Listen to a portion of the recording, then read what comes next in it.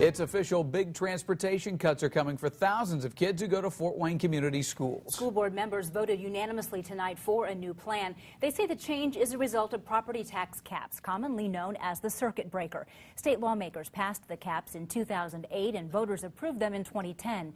News Channel 15's Megan Reust joins us now with the latest. Megan? The big thing to point out here is the cuts won't be made until next school year. So FWCS students will continue to go to school as they have been all year long. Leaders say by creating no transportation zones and adjusting school hours, that will cut $2.5 million and balance the transportation budget. You cannot continue to run the district with even a modest rate of inflation and declining revenue without cutting services. This board did the right thing. FWCS board president Mark Giaquinta says it wasn't an easy decision to make transportation cuts, but it's something that had to be done.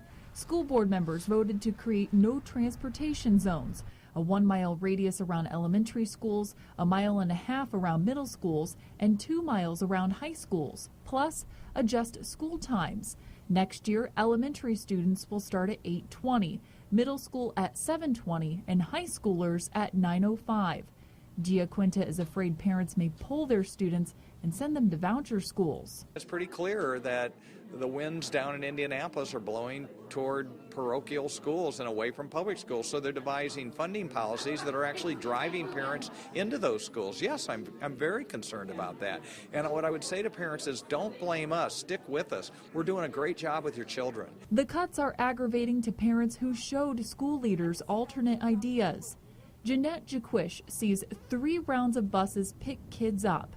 Her idea was to have just one bus pick everyone up at the same time. I figured out that if they delivered them to the elementary, then they could get off that bus, get on one of the other buses that just arrived, and then distribute them either to the middle school or the high school. But she says her idea was overlooked. I think they're going to find problems. Maybe next year they'll take some advice. Giaquinta says the other ideas that were submitted wouldn't have worked and would have made it difficult to account for kids on buses.